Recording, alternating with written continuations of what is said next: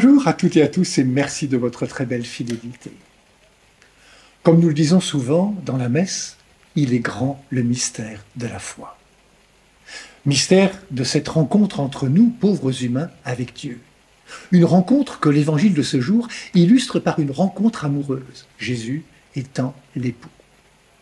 La foi permet de faire l'expérience de cette rencontre, expérience d'un Dieu qui vient au-devant de celui ou celle qui le cherche, qui le désire. Les jeunes filles prévoyantes ont ce désir et se donnent les moyens de l'entretenir. Elles ont prévu une réserve d'huile pour leur lampe. Leur cœur est prêt, leur foi vivante. Les jeunes filles imprévoyantes n'ont pas ce désir. Elles ne prévoient pas d'huile de rechange, leur cœur n'est pas éveillé à la rencontre, elles n'entretiennent pas le désir.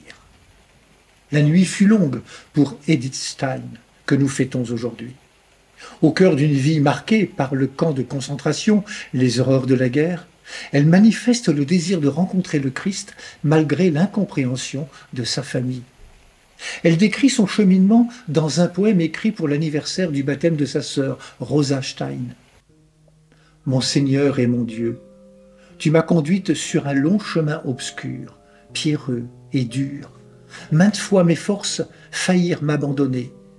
À peine j'espérais voir un jour la lumière. Pourtant, au plus profond de la douleur, où mon cœur se figeait, une étoile claire et douce se leva pour moi. Elle me conduisit fidèlement. Je la suivis. Oh, aucun cœur d'homme ne peut comprendre ce que tu réserves à ceux qui t'aiment.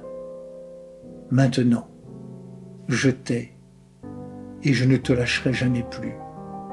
Où que conduise le chemin de ma vie, tu es toujours auprès de moi. Rien ne pourra jamais me séparer de ton amour. En Christ, la distance séparant Dieu et les hommes est franchie.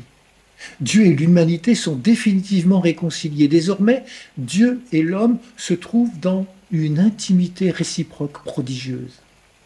Au cœur des nuits les plus noires de l'existence humaine, la rencontre avec l'époux est possible. La croix nous montre jusqu'où va le désir de Dieu de nous rejoindre.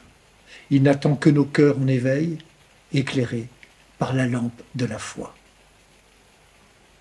Bonne journée à toutes et à tous. Prenez bien soin de vous et des autres.